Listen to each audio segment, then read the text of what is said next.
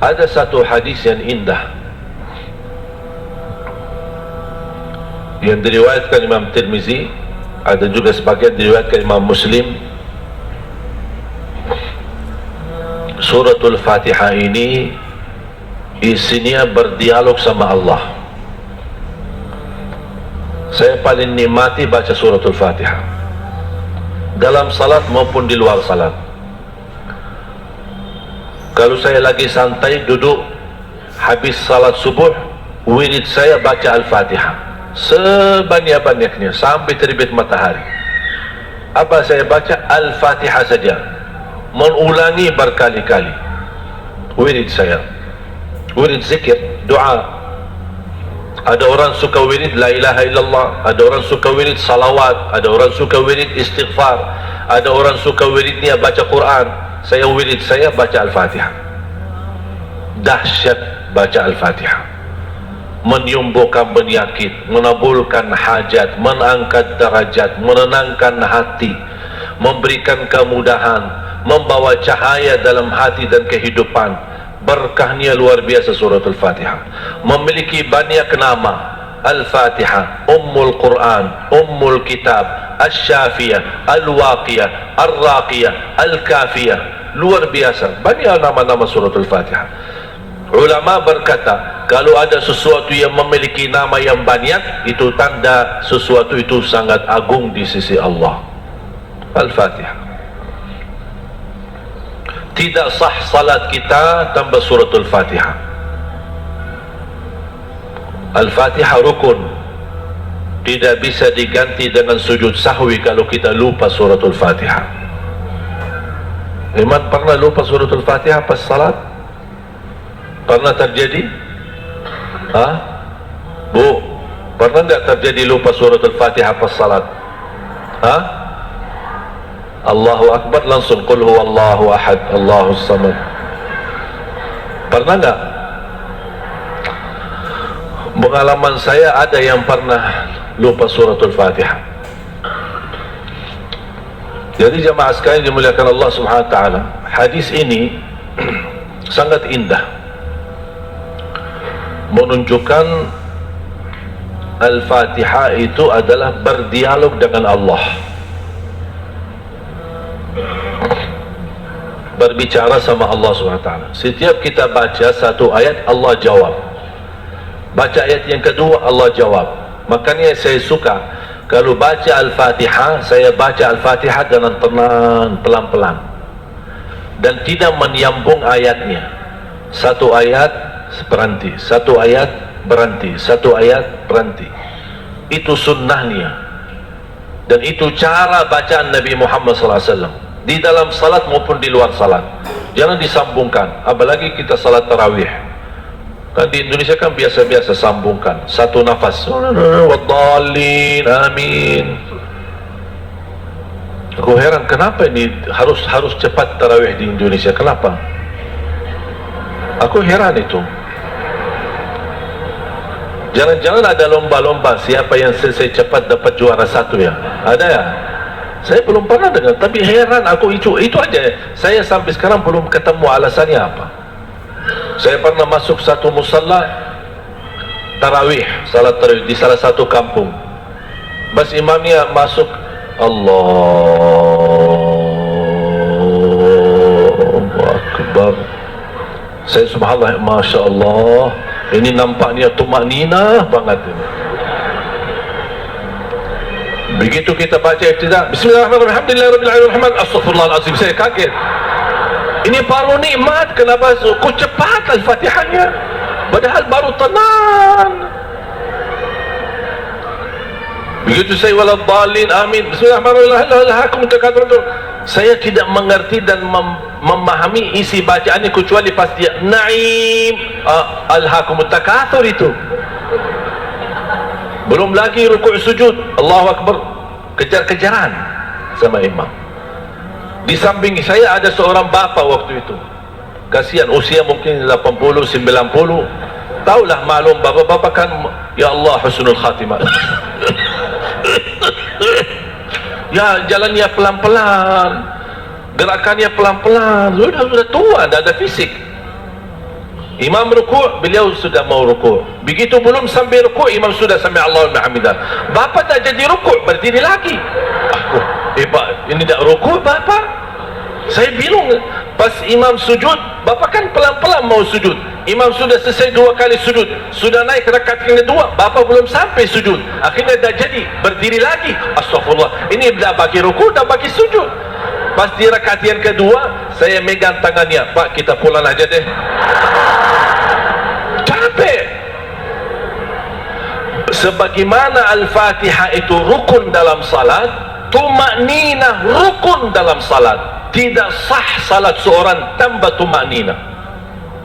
Mau salat 11, mau salat 23, mau salat 2 rakaat pun, yang penting tumakninah. Tidak masalah baca pendek ayatnya, pendek-pendek, surah-surah yang pendek sebagaimana biasa di Indonesia, tidak apa-apa, asal tenang, tumakninah. Karena bacaan imam yang benar, bacaan imam yang tenang akan menjadi pelajaran bagi makmum.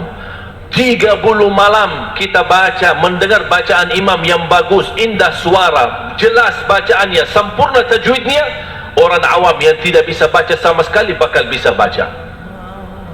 Karena setiap hari dengar bacaan yang pelan, bacaan yang tenang.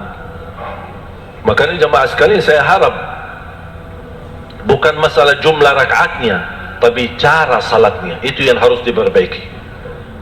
Sama dengan seorang sahabat ketika di masjid Rasul lagi duduk, datang tahiyatul masjid. Selesai tahiyatul masjid, dia menghadap Rasul dan salaman. Rasul tidak jawab salaman. Salli fa innaka lam tusalli, salat dulu karena kamu belum salat. Kaget orangnya, padahal sudah salat. Salat lagi, habis selesai datang, dia salaman, Rasul tidak menjawab. Salli fa innaka lam tusalli, salat dulu tapi Rasul menganggap dia belum salat sampai 3 kali. Pas yang ketiganya, kata orang itu, ya Rasulullah mohon maaf, saya tidak tahu selain ini. Baru Rasul beritahu, idza qumta faqum mutma'inna, kalau berdiri yang tenang. Wa idza kabbarta fakabbir mutma'inna, kalau takbir yang tenang. Wa idza qara'ta faqra' mutma'inna, kalau baca yang tenang. Wa idza raka'ta farka' mutma'inna, ruku' tenang, tumakninah, terus terbawa dalam salatnya. Itu yang akan mendatangkan khusyuk. Semakin sempurna tumakninahnya, khusyuk datang sendiri. Allah tidak perintahkan salat khusyuk, tapi yang diperintahkan salat tumakninah. Karena tumakninah rukun, khusyuk bukan rukun. Ketika kita bisa tumakninah dalam salat, gerakannya santai, nikmat, akan datang khusyuk sendiri.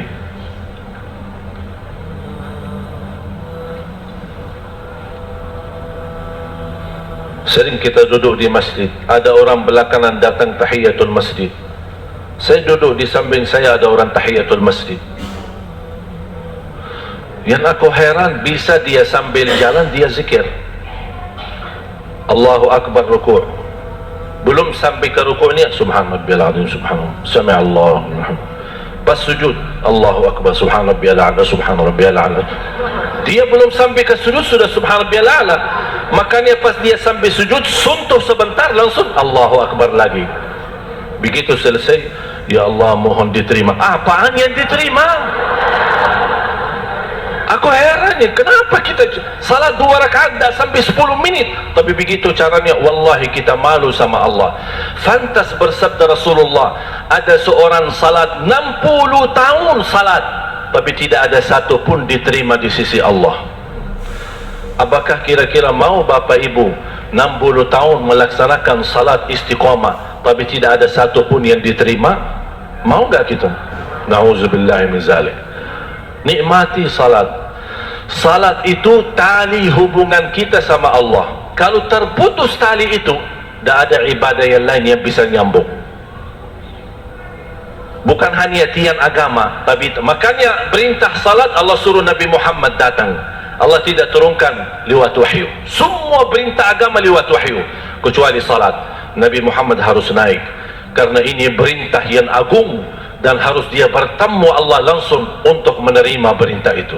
Allah ingin menunjukkan kepada kita, karena untuk beribadah salat itu tidak ada penantara antara kita sama Allah. Ibadah salat langsung sama Allah. Zakat bisa lewat penantara, titip zakat ke masjid, orang masjid yang antarkan zakatnya. Bisa kita titip ke yayasan, yayasan antar sedekah kita. Tapi salat itu tidak bisa mewakili. Zakat, ada umrah badal, ada haji badal, ada salat badal, tak ada salat badal. Masa kita datang kepada orang habib atau syekh atau ustaz atau kiai, maaf kiai, saya lagi dah enak badan, boleh Pak Kiai wakili saya salat? Kalau ada orang datang kepada saya jawab nanti, oh saya kalau mau salat nak bisa, tapi kalau mau disalati saya bisa. Disalati insyaAllah bisa. Salat tidak bisa mewakili. Satu-satunya ibadah harus dilaksanakan, dan satu-satunya ibadah tidak bisa ditinggalkan apapun alasannya, kecuali kalau terjadi dua hal: murtad, kafir, sudah keluar dari Islam, sudah tidak ada wajib salat. Yang kedua, paham ini? Apa? Kalau sudah begini, udah tidak ada wajib salat. Makanya saya sering kalau datang ke masjid melihat anak-anak muda lagi nongkrong di luar, tidak mau masuk ke masjid, dia bilang, ayo salat. Dia tak respon, tidak jawab. Oh maaf ya. Assalamualaikum. Mungkin dia begini. Ya, yang begini ya, tidak perlu diajak, karena sudah begini. Salat itu tidak bisa ditinggal. Puasa boleh ditinggal? Boleh, kalau lagi sakit, musafir. Haji boleh tidak haji? Ada orang muslim tidak haji? Ada, belum mampu. Ada orang muslim tidak zakat? Ada, dia miskin, malah justru terima zakat. Tapi tidak ada orang muslim tidak salat semestinya. Makanya tahun 400 Hijriah ada pertemuan ulama di Maroko, ulama agama, membuat satu buku fikih untuk membantu umat supaya mereka bisa memahami agama dengan cara sederhana. Di dalam buku fikih ini yang dibahas oleh ulama ada salah satunya bagaimana hukumnya orang yang tidak salat. Apa yang harus kita tuliskan dalam buku ini? Ulama bingung menjawab. Dianggap ini persoalan yang kemungkinan susah terjadi. Itu menurut ulama dulu. Kemungkinan susah terjadi, makanya kami tidak berani memberikan hukum dan penjelasan, karena tidak masuk akal ada orang muslim tidak salat. Ini zaman tahun 400 Hijriah. Dianggap zaman dulu ulama itu aneh, tidak masuk akal ada orang muslim tidak salat. Makanya mereka tidak berani tulis hukum, bagaimana hukum orang yang tidak salat. Tidak berani, karena itu sesuatu yang tidak bisa terjadi. Bagaimana kalau mereka ada di zaman sekarang? Banyak orang muslim tidak salat sama sekali, tidak salat Jumat, tidak salat sama sekali. Na'udzubillah min zalik. Makanya kita harus tahu, salat itu satu-satunya ibadah yang tidak bisa ditinggalkan. Tidak bisa berdiri, duduk. Tidak bisa duduk, berbaring. Tidak bisa wudu, tayammum. Tidak bisa menghadap kiblat kemana saja. Dalam keadaan perang menghadapi musuh, tetap ada salat, namanya salat khauf. Ada cara, tata caranya melaksanakan, tapi tidak ada alasan meninggalkan salatnya. Hatta dalam keadaan sakit, parah, kotor, tidak bisa apa-apa, tidak bisa bergerak, tidak bisa tayammum, niat dan tetap salat. Ada jama' kasar, tidak bisa karena sakit, boleh jama'. Musafir, jama' dan kasar. Kadang boleh jama', tidak boleh kasar. Kadang boleh kasar, tidak boleh jama'. Kadang boleh jama' dan kasar. Semua diberikan keringanan untuk tetap melaksanakan salat. Tidak ada alasan tinggalkan salat. Dan salah satu keindahan dalam salat melalui suratul Fatihah, berdialog sama Allah. Qala Allah Azza wa Jalla, hadis Abu Hurairah radhiyallahu anhu, Rasulullah SAW bersabda, Allah berfirman, hadis Qudsi, qasamtu salata baini wa baina abdi nisfain. Aku telah membagikan salat menjadi dua bagian. Yang dimaksud kata salat di dalam hadis ini adalah suratul Fatihah. Salah satu nama suratul Fatihah as-salah. Salah satu nama suratul Fatihah as-salah. Kenapa dinamakan as-salah? Karena tidak sah salat kita tanpa surat Al-Fatihah. Kata Allah di hadis qudsi, qasamtu as-salata baini wa baina 'abdi nisfain. Aku telah membagikan salat antaraku dan hambaku menjadi dua bagian. Fa idza qara'a 'abdi alhamdulillahi rabbil alamin, kalau hambaku mengucapkan alhamdulillahi rabbil alamin, qala Allah hamadani 'abdi, Allah jawab hambaku telah memujiku. Fa idza qara'a 'abdi arrahmanir rahim, kalau hamba membaca arrahmanir rahim, Allah jawab hambaku abdi athna alayya abdi, hambaku telah memuji dan mengagungkanku. Ketika dia lanjut, qala Allah fa idza qara abdi maliki yaumiddin, qala Allah majjadani abdi, kalau hambaku membaca maliki yaumiddin, Allah jawab hambaku telah mengagungkanku. Jadi yang pertama, Allah memuji, dipuji oleh Allah SWT. Alhamdulillah Rabbil Alamin, hambaku telah memujiku. Ar-Rahmanir Rahim, hambaku telah memuliakanku. Maliki Yaumiddin, hambaku telah mengagungkanku. Iyyaka na'budu wa iyyaka nasta'in, Allah jawab ini antaraku dan hambaku, dan apapun yang dia minta aku berikan. Subhanallah. Begitu dia Allah jawab, dia langsung minta apa? Ihdinas siratal mustaqim. Allah jawab apa? Ini untuk hambaku dan aku ijabah. Siratal ladzina an'amta 'alaihim ghairil maghdubi 'alaihim waladdallin. Allah tetap menjawab, ini untuk hambaku dan aku ijabah. Allah jawab kita. Amin. Apa artinya amin? Allahumma stajib, ya Allah mohon diterima. Allah jawab, aku terima. Indah suratul Fatihah ini. Saya paling nikmati dalam salat sunnah maupun salat fardu, seindah-indah baca yang selama walaupun penghafal Al-Quran, tapi seindah bacaan yang bisa dirasakan berdialog dengan Allah, itu suratul Fatihah.